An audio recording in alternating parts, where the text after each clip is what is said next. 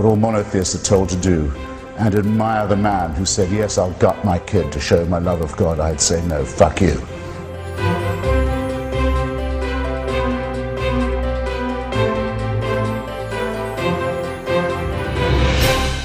Who can create us sick, as apparently we are, and then order us on pain of eternal torture to be well again.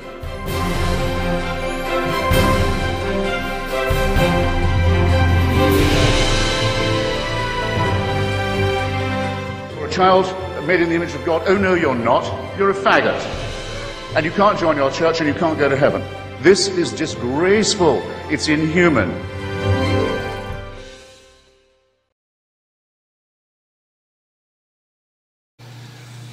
Just why, exactly, are anti-theists so angry? This topic came up on Facebook under, well, it's under HuffPost Religion. And Susan Gamir writes, well, you see, you feel compelled to attack people who are religious, but you expect unquestioned acceptance for yourselves. You are the kind of atheists who are running into disrespect. I know and have known a lot of atheists in my life who didn't attack, respected them. Bernie Flash Kellish writes, regardless of your beliefs, Susan, true respect is earned, not automatically granted. And I am under no obligation to respect your beliefs, especially when they have proven time and time again to be dangerous and detrimental to humanity. These types of ideologies need to be adamantly opposed and are undeserving of respect. I write, Susan, I attack people who attack atheists, yes, and I mock people who write about their beliefs as if they are true, and that is a given when there is zero verifiable or testable evidence supporting any of it anywhere. I wish when I was a Christian someone had challenged the little bubble I lived in too, and forced me to at least try to use my brain and think. So yes, now I try to do for others what I wish now others had done for me. You don't like it? Oh well. I didn't much like it either at the time, but now I am incredibly glad for my Buddhist and atheist friends who finally did challenge my ignorance, my arrogant assumptions, my beliefs. Then Bernie Flash Kellish writes, Susan follows a religion that suggests I should suffer for eternity merely for not believing in her chosen God, that we are all born evil and deserving of death, and that, as an atheist, I am by default in league with Satan. This is just the tip of the iceberg, and she expects respect? Now Bernie has posted a link, and I will put it down in my description. It has a picture of Christopher Hitchens on the cover, it's an article. Anyway, why I'm angry. And atheists, it's why I'm angry, and anti-theists, 78 reasons. I would like to read the article, or at least a chunk of it, because it might be very long. Why I'm Angry, an Anti-Theists, 78 Reasons, written February 8th, 2015 by Peter Mosley. Why are so many atheists angry at Christianity? Why aren't we anti-theist people who can just live and let live? I've had a hard time trying to explain why to people. So this is a central hub of many of my objections. The critique I most anticipate is that several items do not exemplify all or even most of Christendom. While it is true that not all statements exemplify every form of Christianity, it's also true that Christian positions differ very widely. I have yet to find two people who define the entirety of authentic Christianity identically, yet alone two of the thousands of denominations. But what I can portray here is a pattern of abuses and grievances that seem connected to the Christian concept that humanity deserves eternity in hellfire without Christ, because, as the NIV puts it, all have sinned and fallen short of the glory of God. Another criticism is that we anti-theists shouldn't be angry. I don't think that criticism is relevant in light of the fact that we are angry for fairly good reasons. Comfort, for many of us, is secondary to our drive to make life in the United States less dependent on superstition. And it also seems indisputable that anger, expressed clearly in a way that its causes can be understood and empathized with, can produce change. Finally, frankly, as someone passionate about humanity, hearing you dismiss concerns about abuses to humanity because of an, in parentheses, arguably Fox concern about my anger seems petty. I'm concerned about larger issues than my own personal temperament, and your focus on that infinitesimal issue in light of these larger issues serves to drive, rather than dissuade, my determination for you to empathize with the very real problems many are facing as a result of stances claimed by those wearing the Christian title. A third possible reaction is, yes, I'm angry at many of these things too. If that's so, okay.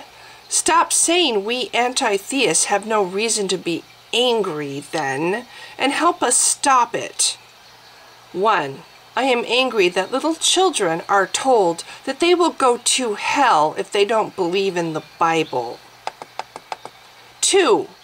I am angry that, according to recent studies, atheists are more distrusted in society than rapists.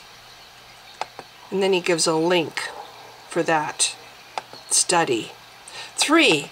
I am angry that churches say homosexuality is a sin and then deny that the teaching does any damage in the face of many homosexuals who claim the opposite through tears and suicide. Then he gives a link that the title is Study. Tolerance can lower gay kids' suicide risk. 4. I am angry that people spend their lives trying to figure out God's will, paralyzing their lives instead of striking out and embracing it. And then he gives a link to an article, Confused About God's Will, Where's My Life Going? Frustration. I might post the links to these in my description below. 5. I am angry that people think individuals who I know don't deserve it are going to spend eternity in hell.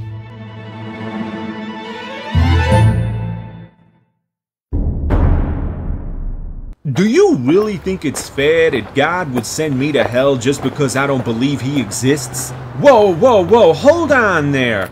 God doesn't send anyone to hell, buddy. You send yourself to hell by choosing to disobey God. You have the free will to choose, and you're choosing hell, not God. Ladies and gentlemen of the jury, you've all heard about how Benny Yahweh allegedly murdered Mr. Athens, but was that the actual state of affairs? Fortunately, security cameras recorded the entire incident, so there can be no doubt that the death of Mr. Athens was, in fact, the result of suicide.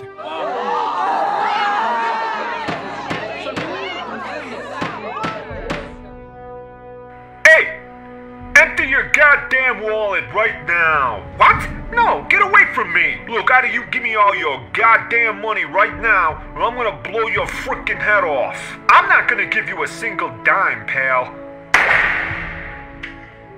And there you have it, folks. You can't deny it. Mr. Yahweh gave Mr. Athens a clear choice.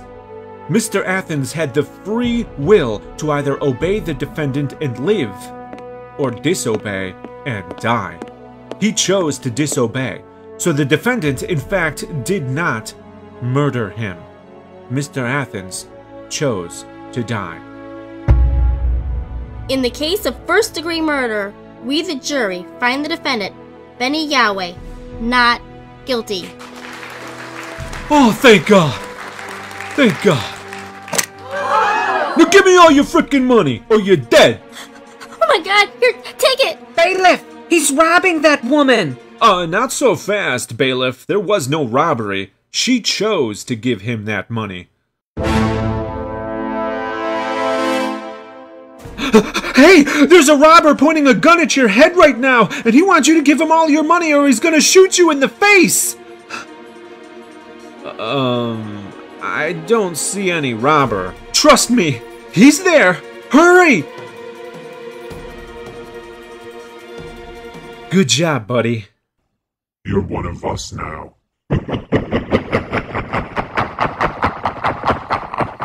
6. I am angry parents teach their children that God once drowned almost everyone in the world because they thought like me. The Thinking Atheist presents Noah's Ark, a story of God, giraffes, and genocide. This is the scriptural account of the Great Flood, a worldwide event of catastrophic proportions known specifically for leaving behind absolutely no geological evidence. This story is also known by its overseas title, Drowning Your Children When They Don't Behave, now available in fine bookstores everywhere. Our story begins in the book of Genesis, where God noticed that every single person on the face of the earth had somehow become evil. Yes, everybody, even babies, virgins, the deaf and blind, Republicans, all evil. God ignored the fact that he was the one who started this fiasco, and he decided that the whole thing was just a huge mess, and perhaps it was time to get rid of the whole thing and start over.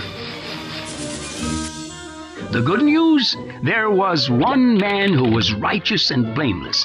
So Noah and his family were told to build the world's largest life raft, known from that day forward as the Ark. God has a thing for arks. In fact, another biblical account involving mass death and destruction involved the Ark of the Covenant. But we haven't time for that gruesome little story, so let's push on. God told Noah to build an ark out of cypress trees and pitch, 450 feet long. Quite an undertaking for a guy who was 600 years old. Fortunately, his sons, Shem, Ham, and Japheth, were conceived when Noah was 500 years old. So Noah was obviously vigorous enough for, physical activity, if you know what I mean.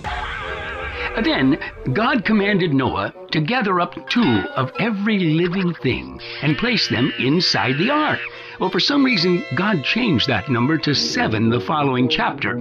However, if you've actually read the Bible, you know that God's not much for consistency, so we'll stick with 2 and act like we weren't listening. So, Noah went about personally gathering up tens of thousands of animal species. Of course, it's unclear how a 600-year-old man in the Middle East, traveling on foot, was able to walk thousands of miles to secure and transport animals from other continents safely across oceans, rainforests, deserts, and Arctic permafrost to his floating zoo. Siberian wolves, penguins, baboons, crocodiles, anacondas, South American tree frogs, beavers, polar bears, reindeer, etc. And even if these non-desert dwelling creatures survived, how would they all fit inside the ark? Well, some experts estimate the number of animal species to have been in the millions. But even if you believe the biblical argument of a few thousand kinds of animals, wow, that's one bloated boat. Now, what about the specialized diets each animal species would require? Bamboo shoots for the giant pandas, fresh meat for the carnivores, plant life for the herbivores. Now, how did they keep the animals' muscles from withering away after months in a confined space with no exercise? What about the predator and prey animals being housed in the same space? Where was the food stored? And how was it kept from spoiling? Who cleaned out the tons of manure every day? How was the waste disposed of in a stadium-sized boat with only one window? Ah, but you make a fatal mistake. You've just been caught in the act of using logic. Well, it's perfectly understandable, but please, don't let it happen again. Then, God made it rain for 40 days and 40 nights, which means the floodwaters were fresh waters, which would have mixed with the salt waters, creating a mixture deadly to all marine life. So in that case, since there probably weren't any sharks, tuna, and pufferfish inside the ark, God apparently gave the fish the ability to hold their breath for half a year. Oh, there are some who speculate that the earth vomited up the floodwaters from miles below the earth's crust. Of course, the earth is boiling hot down there, so those floodwaters would have turned the earth into a large creme brulee. Surviving marine life? Zero. Well, one thing's for sure. Everything and everyone on the earth was horribly and violently drowned, and mankind was destroyed, allowing God to hit Control, Alt, Delete, and do a fresh reboot. And on the 17th day of the 7th month, the ark came to rest on the mountains of Ararat, where it would never be discovered. And Noah sent a dove to find land, which seems odd if he and God were still talking to each other. I mean, after all, God had a much better view. Well, ultimately, Noah, his wife, his sons, and their wives stepped out of the ark, took long showers, and practiced incest to repopulate the earth. And that's the story of Noah's Ark. God, giraffes, and genocide. A tale of incompetence, evil, mass murder, animal feces, and inbreeding. A great story for the kids. And, better than late-night cable TV.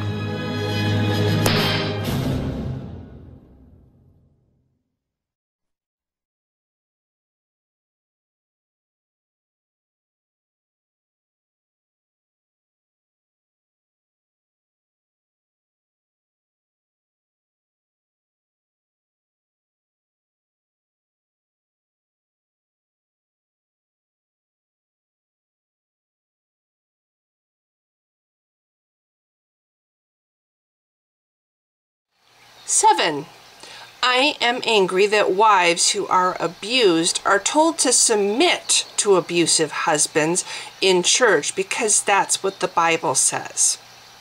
And then there's another link. Christian domestic discipline promotes spanking wives to maintain biblical marriage. 8. I don't really think he's going to list 78, by the way. The article isn't that long. 8. I am angry at places in the Bible that say that parents who spare the rod hate their children. Proverbs 13:24 that prescribe the rod to drive foolishness out of children.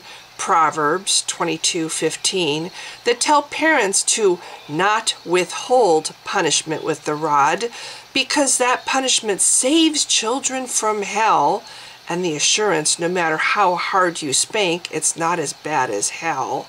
Proverbs 23:13-14 that state a rod of correction brings wisdom. Proverbs 29:15 and that prescribes death for disobedient children in the Old Testament. Passages that have led to child abuse on a massive scale and have been proven in multiple studies to cause long-term anger in the relationship between parents and children.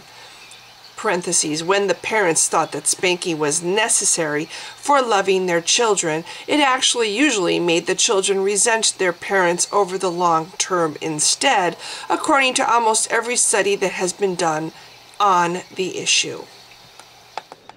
Larry Williams is the husband, Carrie Williams the wife. Together they were parents of 8, but now it's 7. The daughter they adopted from Ethiopia is dead, and if the allegations are true, some say they are the parents from hell. Ms. Williams, can I just ask you, did you love this child? Can you just answer that question, if you love this child? The question is, did Hannah die in the name of God? The Williams lived on a large piece of secluded land in Skagit County, Washington. According to a sheriff's office affidavit, the mother told investigators she found 13-year-old Hannah face down outside that house with mud in her mouth and not breathing. But there is so very much she left out. The day of her death was not the first day she'd been struck. Here is what the affidavit says. Hannah had a large lump on her head and several fresh red bloody markings on her hips, knees, elbows, and face. And when doctors performed Hannah's autopsy, they declared the 13-year-old was abnormally thin. On the forehead was a hematoma, swollen bruise. There were abrasions on the right and left upper pelvis area. There were patterned contusions on the legs. Prosecutors are investigating whether those beatings came because of biblical teachings. The other children, who implicate their parents in the affidavit, told investigators Hannah was often left outside in the cold as discipline because she was rebellious. Hannah was so weakened from the discipline, hours of rain in the bone-chilling cold was more than she could take, according to authorities. But listen to the initial 911 call from the mother to police. Look who she blames for her child's death. What was your emergency? Yes, I think my daughter just killed herself. Why do you say that? She's really rebellious, and she's been outside refusing to come in, and she's been throwing herself all around, and then she collapsed. If you didn't stand exactly where you were supposed to stand, that would be considered rebellious, and you could be punished for that. In the affidavit, Hannah's 9-year-old brother told detectives that people like his dead sister got spankings for lying and go into the fires of hell.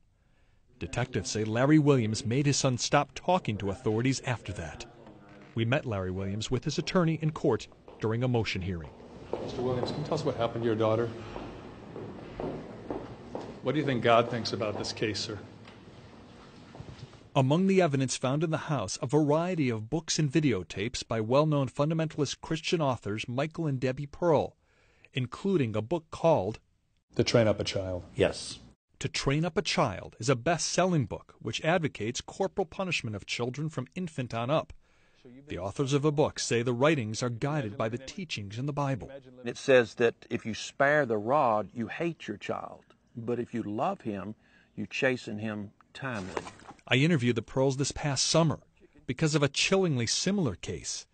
Kevin and Elizabeth Schatz are now in prison after pleading guilty to killing their daughter Lydia, also adopted from Africa. Taken from their home as evidence to train up a child. Mike Ramsey is the DA who prosecuted the Schatzes. What do you think influenced the Schatzes to beat, terrorize, and torment their children like that? The book by Mr. Pearl. There's no doubt about that. Let's say a 7-year-old slugs his sister. You explain to him that what he's done is violent and that that's not acceptable in society and it's not acceptable in our home. Then I would take him somewhere like into his bedroom and I would tell him I'm going to give him 15 licks. With what? Probably a belt. A kid that big, a boy, I'd probably use a belt. It'd be handy. I might use a wooden spoon or a piece of like plumbing supply line. A plumbing supply line. One of the pieces of evidence Larry Williams gave to sheriff's deputies in Washington State after authorities said he acknowledged he and his wife used it to strike their children. Mrs. Williams, do you like the book To Train Up a Child? We have no comments today. Okay. Could you tell us what happened to your daughter, though? Do you still say that she killed herself? We're not commenting. Excuse me, sir? No comment today. Larry and Carrie Williams are out on bond. They have pled not guilty. They've been ordered not to talk to their surviving children, who are now in foster homes. I don't use the term hitting. Wait, what's the word? Spanking. Prosecutors say they have no plans to pursue charges against Michael and Debbie Pearl. When I talked to the authors about the death of Lydia Schatz in California, they said their book rejects parents losing control and acting out of anger. So you're not accepting any blame? Absolutely not. And it's the same sentiment they have regarding the death of Hannah Williams in Washington.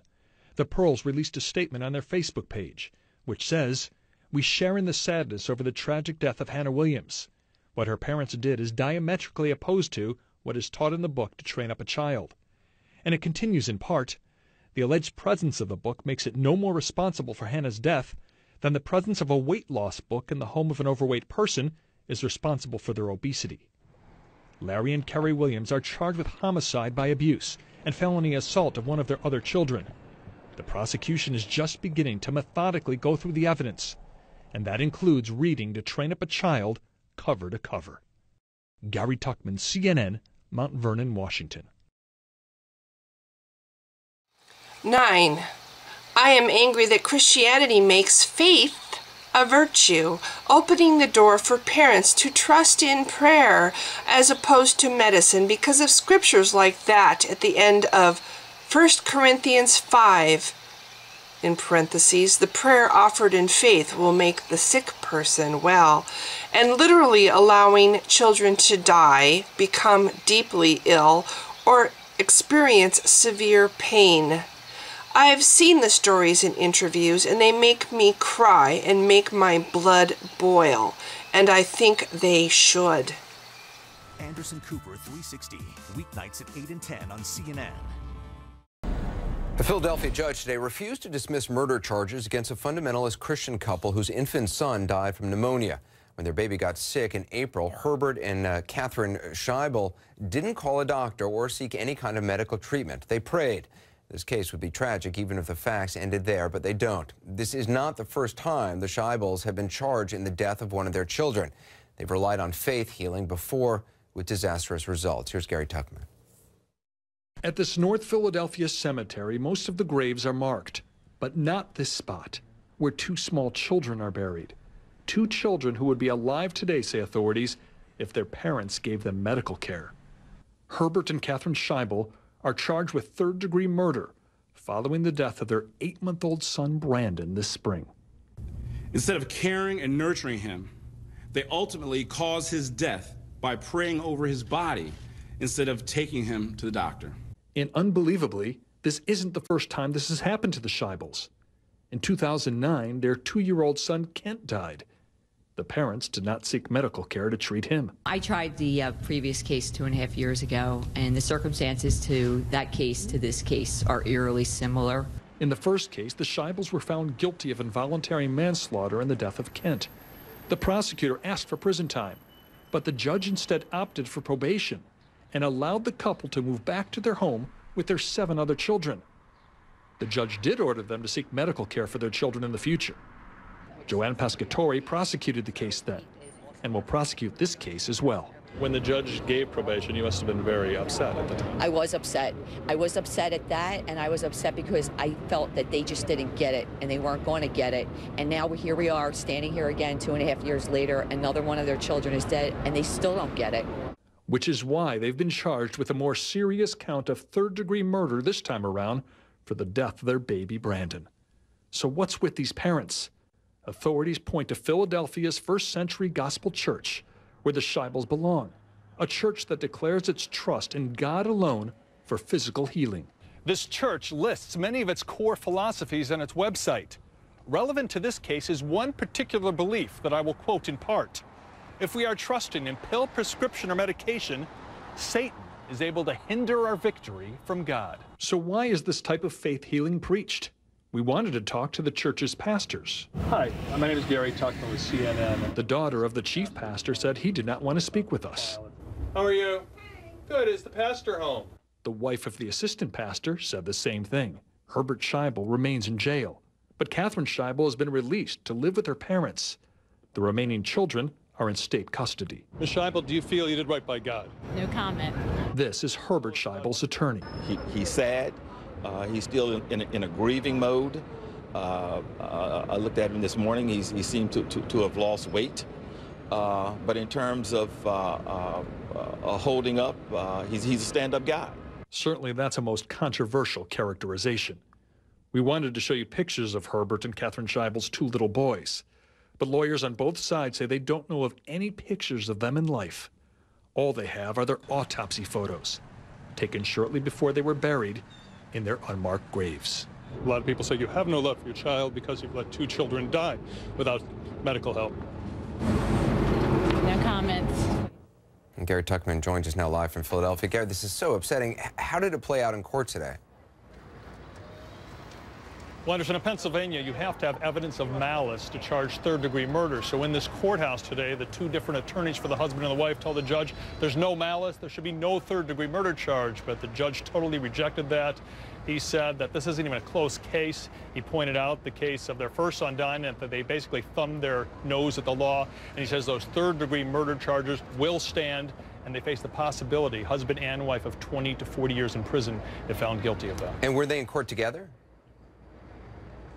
They were in court together. He's in jail, like we said. She's out on bond. She was sitting in the back when he walked in. He walked in, he looked around, saw her, smiled at her. She just looked straight ahead. But it was a weird dynamic in the court. Her father was sitting next to her, and he smiled at his son-in-law. A very strange and horrible situation. And they have other children. All the other children are what, in foster care?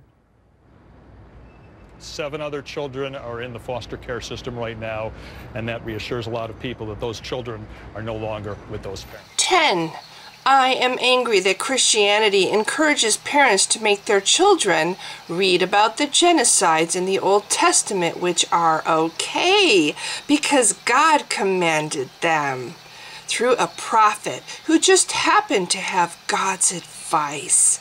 For me, it's like allowing children to read about the Nazis and teaching them that God spoke through Hitler, but worse.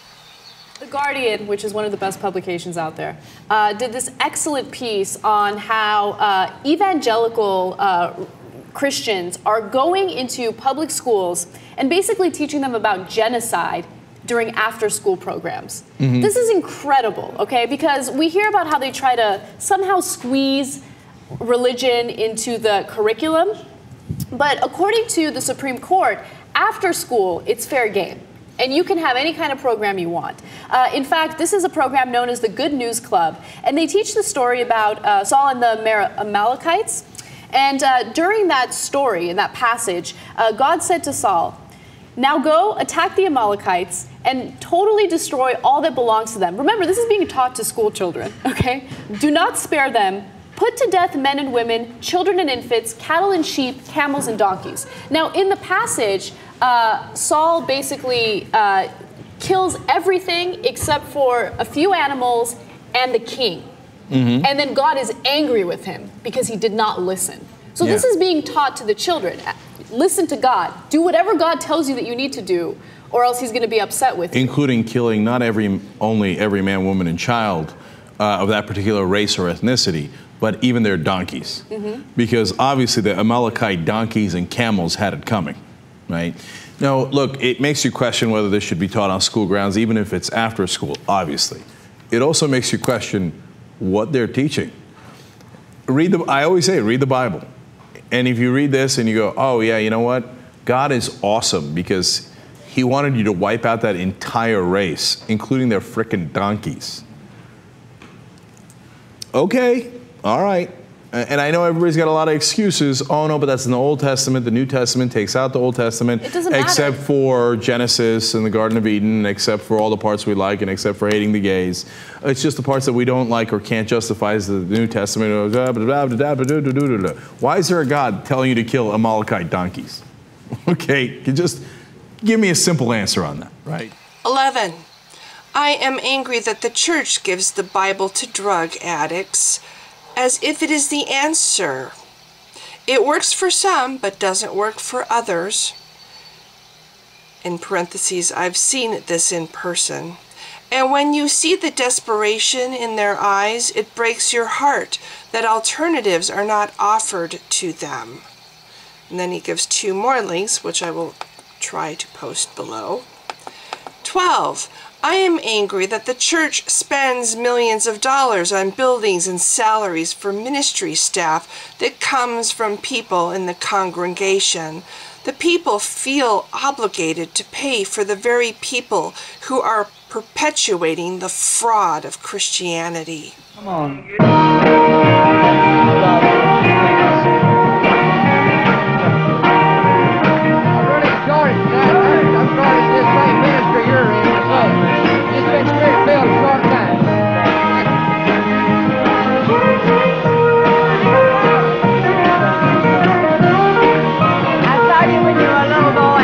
Nice to see you. How you doing? Faith in God. God bless you. I appreciate you. All you need is faith in God. God will give you a song. I appreciate that. You good all you can stand. Still you're sick and tired. You don't have any trouble. Thank you, brother. How are you tonight? Nice to see you. Keep it fun. I will, thank you. I appreciate it. All you need is faith in God. God road is rough and long. All you need is faith in God. God will give you some. Well, it seems you stood all you can stand. Still you're sick and tired. You don't have any trouble. All you need is faith in God. Praise the Lord. Hallelujah.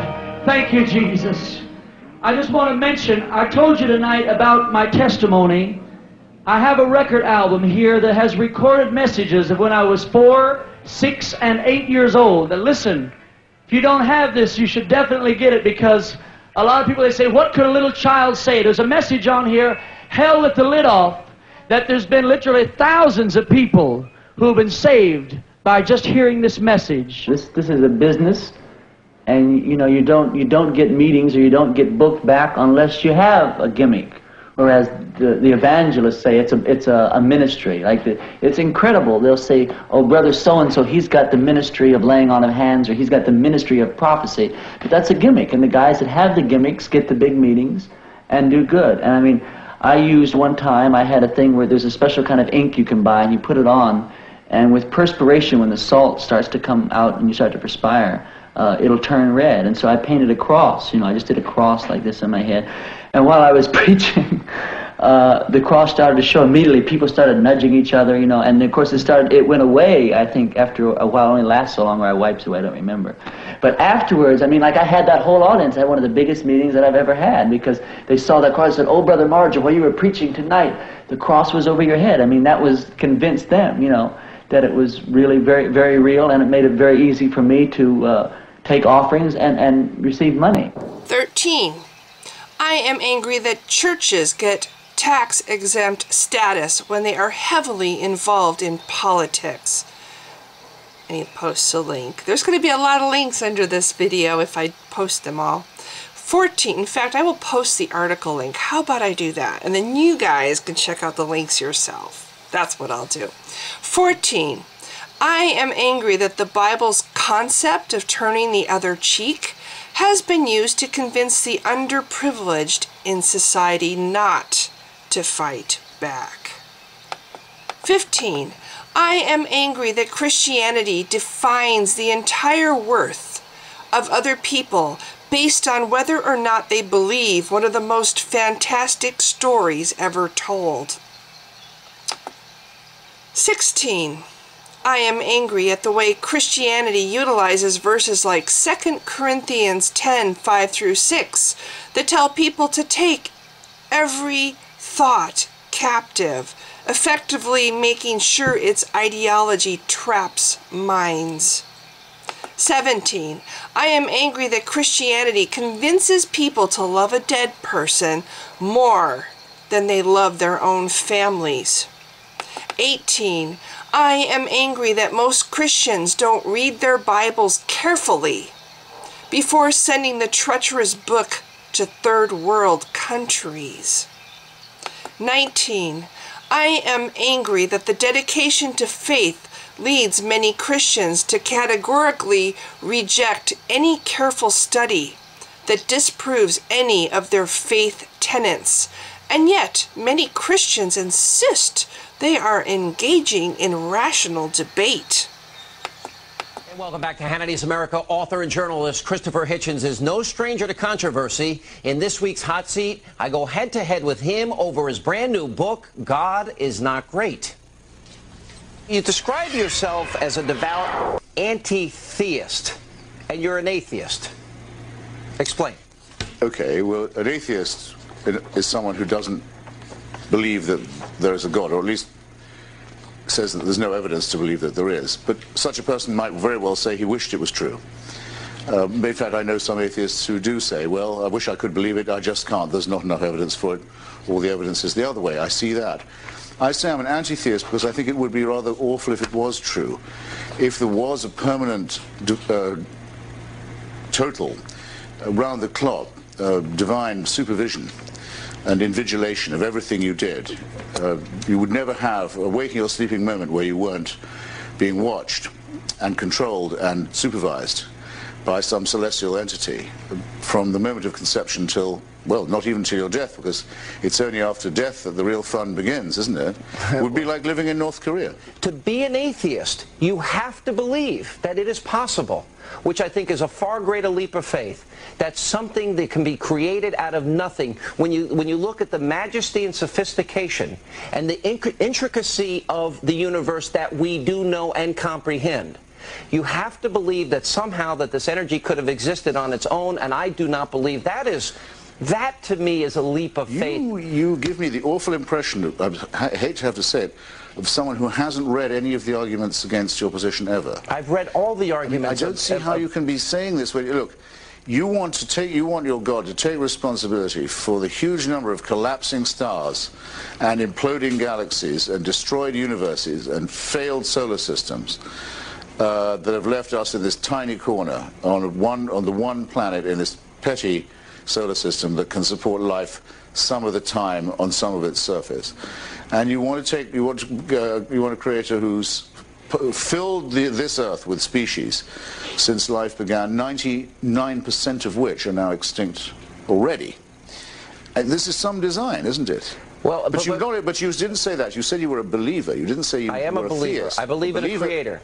Right, yeah, well, that's where it stops, or you think this creator cares about you too? No, in this concept that I will concede this point, is that human beings, I don't think, fully comprehend or understand the majesty of God, because it's not meant for us to know. But putting that aside here, from your position, when you really think about it, you are believing that there is a possibility, without a creator, that somehow energy has created itself, or that energy predates or any concept of time, and energy that for example, something that can come out of nothing, because fundamentally there has to be that starting point, or you're saying, or confirming your belief system. That is what our minds demand. We look for patterns. You seem to be angry with religion, angry with God. Am I wrong in my perception? Not with God, obviously. That would be absurd. But yes, I mean, my book expresses, I would rather say, contempt and hostility to this constant religious intimidation and clerical bullying to which we're being subjected. My book is part of an attempt to arrange and organize a pushback against this, whether it's the parties of God destroying Iraqi civil society, or bigots in America trying to have pseudoscience taught in our schools, or a pope who says that AIDS may be bad, and limbo, by the way, may have been a mistake, but let's talk about hell, and anyway, AIDS isn't as bad as condoms. We had enough of people who think, like you, that they know what God wants and that they've got God on their side. Well, I hope you're not comparing. That they can tell us to do it. That they can tell us. Well, they can tell us what to do or what to think in this way. I don't care.